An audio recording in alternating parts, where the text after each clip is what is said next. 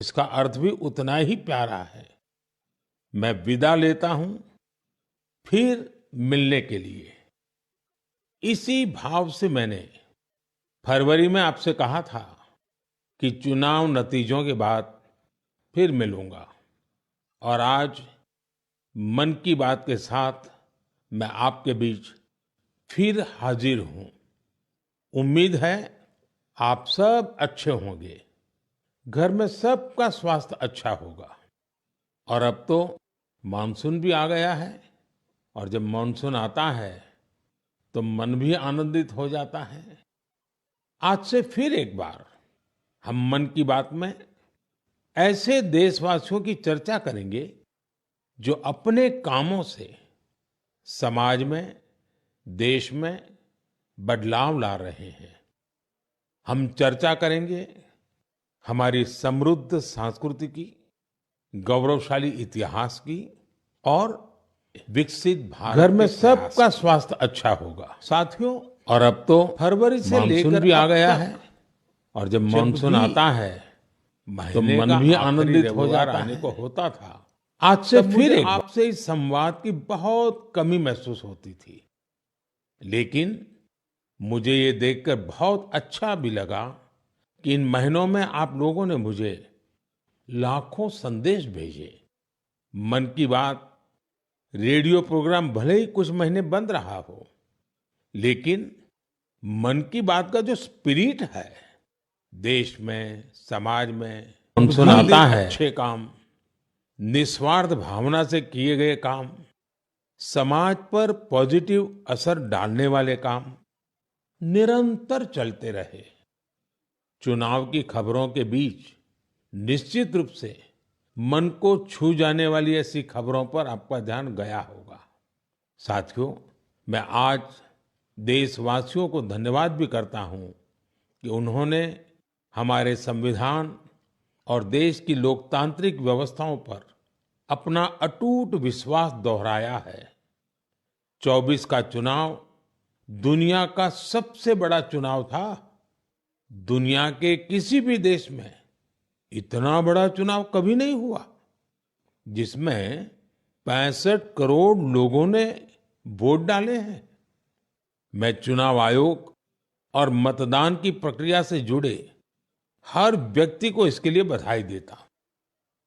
मेरे प्यारे देशवासियों, आज 30 जून का यह दिन बहुत ही महत्वपूर्ण है।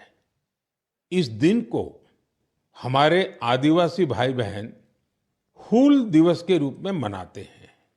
यह दिन वीर सिद्धो कान्हू के अदम्य साहस से जुड़ा है, जिन्होंने विदेशी शासकों के अत्याचार का पुरजोर विरोध किया था। वीर सिद्धो कान्हू ने हजारों संथाली साथियों को एकजुट करके अंग्रेजों का जी जान से मुकाबला किया। और जानते हैं ये कब हुआ था?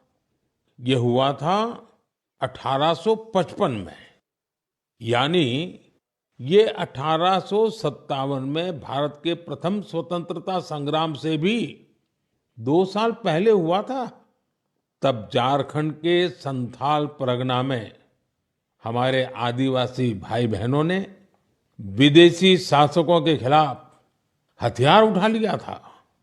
हमारे संथाली भाई बहनों पर अंग्रेजों ने बहुत सारे अत्याचार किए थे। उन पर कई तरह के प्रतिबंध भी लगा दिए थे। इस संघर्ष में अद्भुत वीरता दिखाते हुए वीर सिद्धो और कान्हू शहीद हो गए। झारखंड की भूमि के इन अमर सपूतों का बलिदान आज भी देशवासियों को प्रेरित करता है। आइए सुनते हैं संथाली भाषा में इन्हें समर्पित एक गीत का अंश।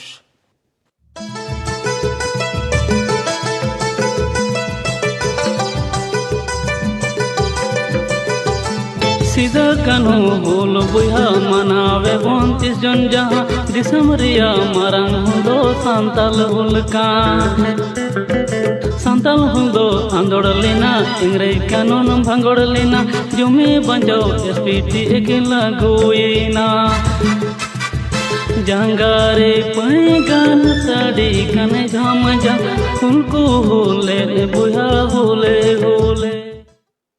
मेरे प्यारे साथियों, अगर मैं आपसे पूछूं कि दुनिया का सबसे अनमोल रिश्ता कौन सा होता है, तो आप जरूर कहेंगे माँ। हम सबके जीवन में माँ का दर्जा सबसे ऊंचा होता है। माँ हर दुख सहकर भी अपने बच्चे का पालन पोषण करती है। हर माँ अपने बच्चे पर हर स्नेह लुटाती है। जन्मदात्री माँ का ये प्यार हम सब पर एक कर्ज की तरह होता है जिसे कोई चुका नहीं सकता। मैं सोच रहा था, हम माँ को कुछ दे तो सकते नहीं, लेकिन और कुछ कर सकते हैं क्या? इसी सोच में से इस वर्ष विश्व पर्यावरण दिवस पर एक विशेष अभियान शुरू किया गया है। इस अभियान का नाम है एक पेड़ माँ के नाम। मैंने भी एक पेड़ अपनी माँ के नाम लगाया है। मैंने सभी देशवासियों से, दुनिया के सभी देशों के लोगों से ये अपील की है कि अपनी माँ के साथ मिलकर या उनके नाम पर एक पेड़ जरूर लगाएं। और मुझे ये देखकर बहुत खुशी है कि माँ की स्मृति में या उनके सम्मान में पेड़ लगाने का अभियान तेजी से आगे बढ़ रहा है। लोग अपनी माँ के साथ या फिर उनकी फोटो के साथ पेड़ लगाने की तस्वीरों को सोशल मीडिया पर साझा कर रहे हैं। हर कोई अपनी माँ के लिए पेड़ लगा रहा है, चाहे वो अमीर हो या गरीब, चाहे वो कामकाजी महिला हो या गृहिणी। इस अभियान ने सबको माँ के प्रति अपना स्नेह जताने का समान अवसर दिया है। वो अपनी तस्वीरों को #Plant4Mother और #एक पेड़ माँ के नाम इसके साथ साझा करके दूसरों को प्रेरित कर रहे हैं। साथियों, इस अभियान का एक और लाभ होगा। धरती भी माँ के समान हमारा ख्याल रखती है। धरती माँ ही हम सबके जीवन का आधार है। इसलिए हमारा भी कर्तव्य है कि हम धरती माँ का भी ख्याल रखें। माँ के नाम पेड़ लगाने के अभियान से अपनी माँ का सम्मान तो होगा ही होगा, धरती माँ की भी रक्षा होगी। पिछले एक दशक में भारत में सबके प्रयास से वन क्षेत्र का अभूतपूर्व विस्तार हुआ है। अमृत महोत्सव के दौरान देश भर में 60,000 से ज्यादा अमृत सरोवर भी बनाए गए हैं। अब हमें ऐसे ही माँ के नाम पर पेड़ लगाने के अभियान को गति देनी है। मेरे प्यारे देशवासियों, देश के अलग अलग हिस्सों में मानसून तेजी से अपना रंग बिखेर रहा है और बारिश के इस मौसम में सबके घर में जिस चीज की खोज शुरू हो गई है वो है छाता। मन की बात में आज मैं आपको एक खास तरह के छातों के बारे में बताना चाहता हूं। ये छाते तैयार होते हैं हमारे केरला में। वैसे तो केरला की संस्कृति में छातों का विशेष महत्व है। छाते वहां कई परंपराओं और विधि विधान का अहम हिस्सा होते हैं। लेकिन मैं जिस छाते की बात कर रहा हूं वो है कार्थुम्बी छाते और इन्हें तैयार किया जाता है केरला के अट्टापडी में।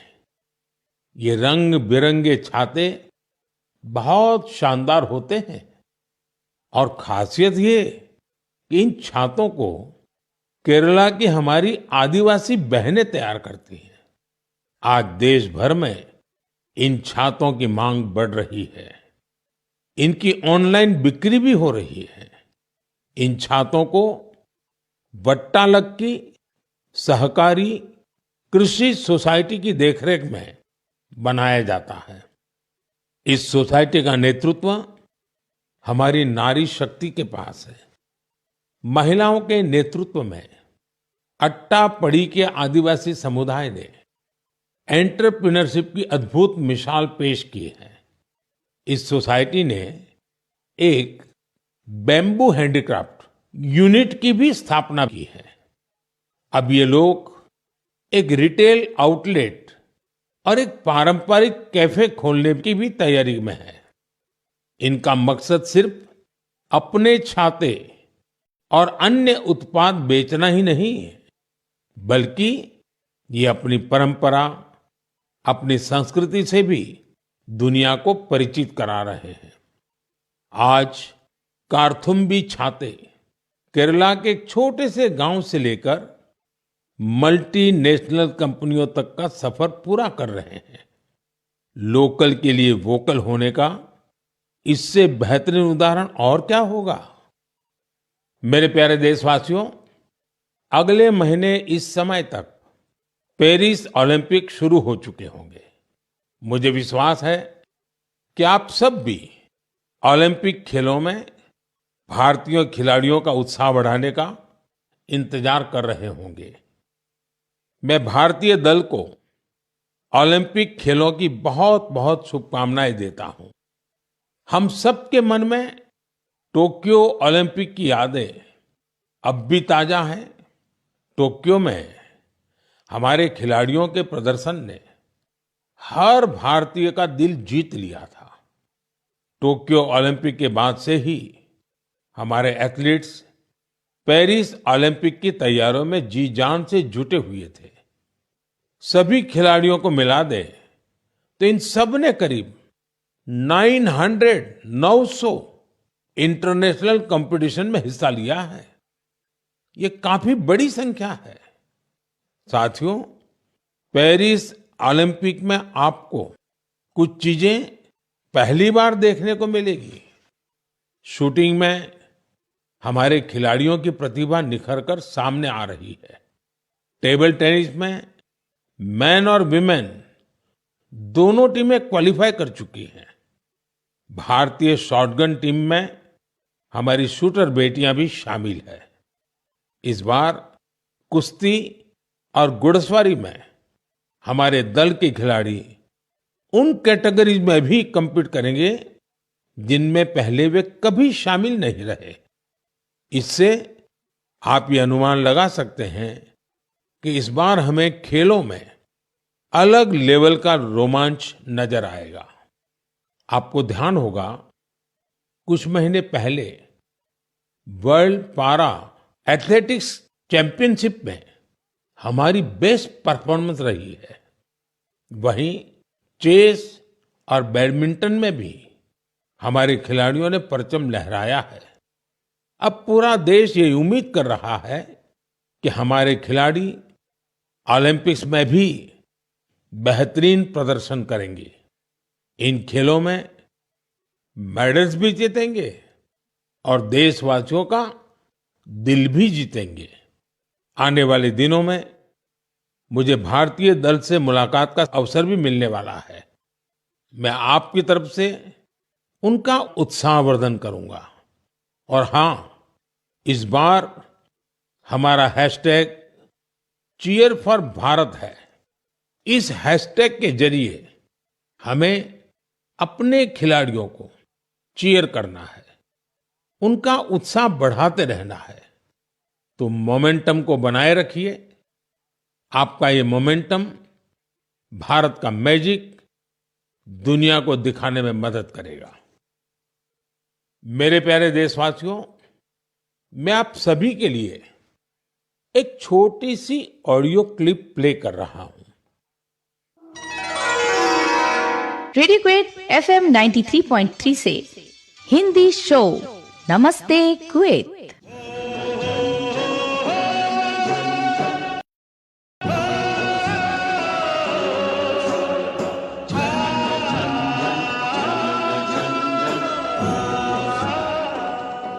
एक ऐसा कार्यक्रम जिसमें हम बात करेंगे कुवैत भारत संबंध के बारे में, कुवैत भारत संस्कृति के बारे में और उस रिश्ते के बारे में जो दोनों देशों को अलग-अलग क्षेत्रों में जोड़ता है। इस रेडियो कार्यक्रम को सुनकर आप भी हैरत में पड़ गए ना? तो आइए आपको इसके पीछे की पूरी बात बताते हैं। दरअसल ये कुवैत रेडियो के एक प्रसारण की क्लिप है। अब आप सोचेंगे कि बात हो रही है कुवैत की, तो वहां हिंदी कहां से आ गई? दरअसल कुवैत सरकार ने अपने नेशनल रेडियो पर एक विशेष कार्यक्रम शुरू किया है और वो भी हिंदी में। कुवैत रेडियो पर हर रविवार को इसका प्रसारण आधे घंटे के लिए किया जाता है। इसमें भारतीय संस्कृति के अलग अलग रंग शामिल होते हैं। हमारी फिल्में और कला जगत से जुड़ी चर्चाएं वहां भारतीय समुदाय के बीच बहुत लोकप्रिय हैं। मुझे तो यहां तक बताया गया है कि कुवैत के स्थानीय लोग भी इसमें खूब दिलचस्पी ले रहे हैं।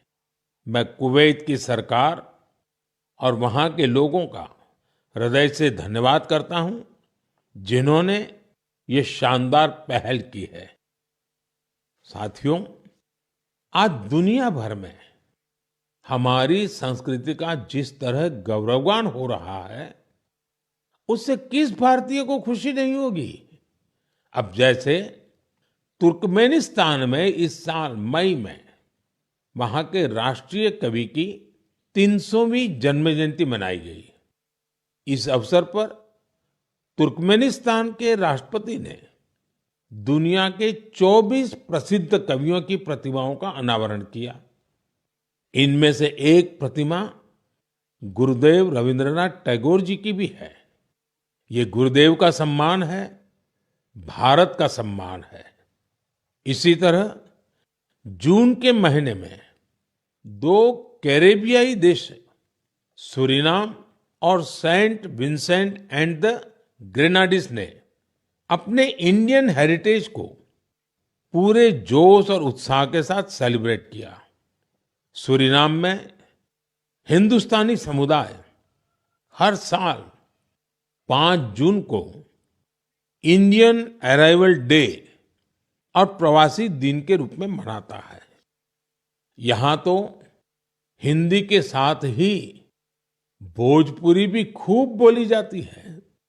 सेंट विंसेंट एंड द ग्रेनाडीज में रहने वाले हमारे भारतीय मूल के भाई बहनों की संख्या भी करीब 6000 है।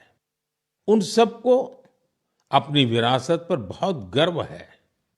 1 जून को इन सब ने इंडियन अराइवल डे को जिस धूमधाम से मनाया, उससे उनकी ये भावना साफ झलकती है। दुनिया भर में भारतीय विरासत और संस्कृति का जब ऐसा विस्तार दिखता है, तो हर भारतीय को गर्व होता है। साथियों, इस महीने पूरी दुनिया ने 10वें योग दिवस को भरपूर उत्साह और उमंग के साथ मनाया है। मैं भी जम्मू कश्मीर के श्रीनगर में आयोजित योग कार्यक्रम में शामिल हुआ था। कश्मीर में युवाओं के साथ साथ बहनों बेटियों ने भी योग दिवस में बढ़ चढ़ करके हिस्सा लिया। जैसे जैसे योग दिवस का आयोजन आगे बढ़ रहा है, नए नए रिकॉर्ड्स बन रहे हैं। दुनिया भर में योग दिवस ने कई शानदार उपलब्धियां हासिल की हैं। सऊदी अरब में पहली बार एक महिला अल हनौफ साद जी ने कॉमन योगा प्रोटोकॉल को लीड किया। ये पहली बार है जब किसी सऊदी महिला ने किसी मेन योगा सेशन को इंस्ट्रक्ट किया हो। इजिप्ट में इस बार योग दिवस पर एक फोटो कंपटीशन का आयोजन किया गया। नील नदी के किनारे, रेड सी के बीचेज पर और पिरामिडों के सामने योग करते लाखों लोगों की तस्वीरें बहुत लोकप्रिय हुई। अपने मार्बल बुद्धा स्टैचू के लिए प्रसिद्ध म्यांमार का मारा विजया पैगोडा कॉम्प्लेक्स दुनिया में मशहूर है। यहाँ भी 21 जून को शानदार योगा सेशन का आयोजन हुआ। बहरीन में दिव्यांग बच्चों के लिए एक स्पेशल कैंप का आयोजन किया गया। श्रीलंका में यूनेस्को हेरिटेज साइट के लिए मशहूर गोल्फ फोर्ट में एक यादगार योगा सेशन हुआ। अमेरिका के न्यूयॉर्क में ऑब्जर्वेशन डेक पर भी लोगों ने योग किया। मार्शल आइलैंड पर भी पहली बार बड़े स्तर पर हुए योग के कार्यक्रम में यहाँ के राष्ट्रपति जी ने भी हिस्सा लिया। भूटान के थिम्पू में भी एक बड़ा योग दिवस का कार्यक्रम हुआ, जिसमें मेरे मित्र प्रधानमंत्री टोबगे भी शामिल हुए। यानी दुनिया के कोने कोने में योग करते लोगों के विहंगम दृश्य हम सब ने देखे। मैं योग दिवस में हिस्सा लेने वाले सभी साथियों का हृदय से आभार व्यक्त करता हूं। मेरा आपसे एक पुराना आग्रह भी रहा है। हमें योग को केवल एक दिन का अभ्यास नहीं बनाना है। आप नियमित रूप से योग करें। इससे आप अपने जीवन में सकारात्मक बदलावों को जरूर महसूस करेंगे। साथियों, भारत के कितने ही प्रोडक्ट्स हैं जिनकी दुनिया भर में बहुत डिमांड है, और जब हम भारत के किसी लोकल प्रोडक्ट को ग्लोबल होते देखते हैं तो गर्व से भर जाना स्वाभाविक है। ऐसा ही एक प्रोडक्ट है अराकू कॉफी। अराकू कॉफी आंध्र प्रदेश के अल्लूरी सीताराम राजू जिले में बड़ी मात्रा में पैदा होती है। ये अपने रिच फ्लेवर और अरोमा के लिए जानी जाती है। अराकू कॉफी की खेती से करीब 1.5 लाख आदिवासी परिवार जुड़े हुए हैं। अराकू कॉफी को नई ऊंचाई देने में गिरिजन कोऑपरेटिव की बहुत बड़ी भूमिका रही है। इसने यहाँ के किसान भाई बहनों को एक साथ लाने का काम किया और उन्हें अराकू कॉफी की खेती के लिए प्रोत्साहन दिया। इससे इन किसानों की कमाई भी बहुत बढ़ गई है। इसका बहुत लाभ कोंडा डोरा आदिवासी समुदाय को भी मिला है। कमाई के साथ साथ उन्हें सम्मान का जीवन भी मिल रहा है। मुझे याद है, एक बार विशाखापत्तनम में आंध्र प्रदेश के मुख्यमंत्री चंद्रबाबू नायडू गारू के साथ मुझे इस कॉफी का स्वाद लेने का मौका मिला था। इसके टेस्ट की तो पूछिए ही मत, कमाल की होती है ये कॉफी। अराकू कॉफी को कई ग्लोबल अवार्ड्स मिले हैं। दिल्ली में हुई G20 समिट में भी कॉफी छाई हुई थी। आपको जब भी अवसर मिले, आप भी अराकू कॉफी का आनंद जरूर लें। साथियों, लोकल प्रोडक्ट को ग्लोबल बनाने में हमारे जम्मू कश्मीर के लोग भी पीछे नहीं हैं। पिछले महीने जम्मू कश्मीर ने जो कर दिखाया है, वो देश भर के लोगों के लिए भी एक मिसाल है। यहाँ के पुलवामा से स्नो पीज की पहली खेप लंदन भेजी गई। कुछ लोगों को ये आइडिया सूझा कि कश्मीर में उगने वाली एक्सोटिक वेजिटेबल्स को क्यों न दुनिया के नक्शे पर लाया जाए। बस फिर क्या था, चकुरा गांव के अब्दुल राशिद मीर जी इसके लिए सबसे पहले आगे आए। उन्होंने गांव के अन्य किसानों की जमीन को एक साथ मिलाकर स्नो पीज उगाने का काम शुरू किया और देखते ही देखते स्नो पीज कश्मीर से लंदन तक पहुंचने लगी। इस सफलता ने जम्मू कश्मीर के लोगों की समृद्धि के लिए नए द्वार खोले हैं। हमारे देश में ऐसे यूनिक प्रोडक्ट्स की कमी नहीं है। आप ऐसे प्रोडक्ट्स को #myproductmypride के साथ जरूर शेयर करें। मैं इस विषय पर आने वाले मन की बात में भी चर्चा करूंगा। मम प्रियाः देशवासिनः अद्य अहम किंचित चर्चा संस्कृत भाषायाम आरभे। आप सोच रहे होंगे कि मन की बात में अचानक संस्कृत में क्यों बोल रहा हूं? इसकी वजह है आज संस्कृत से जुड़ा एक खास अवसर। आज 30 जून को आकाशवाणी का संस्कृत बुलेटिन अपने प्रसारण के 50 साल पूरे कर रहा है। 50 वर्षों से लगातार इस बुलेटिन ने कितने ही लोगों को संस्कृत से जोड़े रखा है। मैं ऑल इंडिया रेडियो परिवार को बधाई देता हूं। साथियों, संस्कृत की प्राचीन भारतीय ज्ञान और विज्ञान की प्रगति में बड़ी भूमिका रही है। आज के समय की मांग है कि हम संस्कृत को सम्मान भी दें और उसे अपने दैनिक जीवन से भी जोड़ें। आजकल ऐसा ही एक प्रयास बेंगलुरु में कई और लोग कर रहे हैं। बेंगलुरु में एक पार्क है, कब्बन पार्क। इस पार्क में यहाँ के लोगों ने एक नई परंपरा शुरू की है। यहाँ हफ्ते में एक दिन हर रविवार बच्चे, युवा और बुजुर्ग आपस में संस्कृत में बात करते हैं। इतना ही नहीं, यहाँ वाद विवाद के कई सेशन भी संस्कृत में ही आयोजित किए जाते हैं। इनकी इस पहल का नाम है संस्कृत वीकेंड। इसकी शुरुआत एक वेबसाइट के जरिए समष्टि गुब्बी जी ने की है। कुछ दिनों पहले ही शुरू हुआ ये प्रयास बेंगलुरु वासियों के बीच देखते ही देखते काफी लोकप्रिय हो गया है। अगर हम सब इस तरह के प्रयास से जुड़े तो हमें विश्व की इतनी प्राचीन और वैज्ञानिक भाषा से बहुत कुछ सीखने को मिलेगा। मेरे प्यारे देशवासियों, मन की बात के इस एपिसोड में आपसे जुड़ना बहुत अच्छा रहा।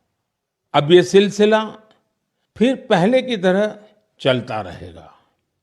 अब से एक सप्ताह बाद पवित्र रथ यात्रा की शुरुआत होने जा रही है। मेरी कामना है कि महाप्रभु जगन्नाथ की कृपा सभी देशवासियों पर सदैव बनी रहे। अमरनाथ यात्रा भी शुरू हो चुकी है और अगले कुछ दिनों में पंढरपुर वारी भी शुरू होने वाली है। मैं इन यात्राओं में शामिल होने वाले सभी श्रद्धालुओं को शुभकामनाएं देता हूं। आगे कच्छी नववर्ष, आषाढ़ी बीज का त्योहार भी है।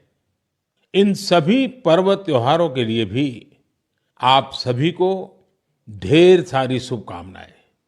मुझे विश्वास है कि पॉजिटिविटी से जुड़े जन भागीदारी के ऐसे प्रयासों को आप मेरे साथ अवश्य शेयर करते रहें। मैं अगले महीने आपके साथ फिर से जुड़ने की प्रतीक्षा कर रहा हूं। तब तक आप अपना भी, अपने परिवार का ध्यान रखिए। बहुत बहुत धन्यवाद। नमस्कार।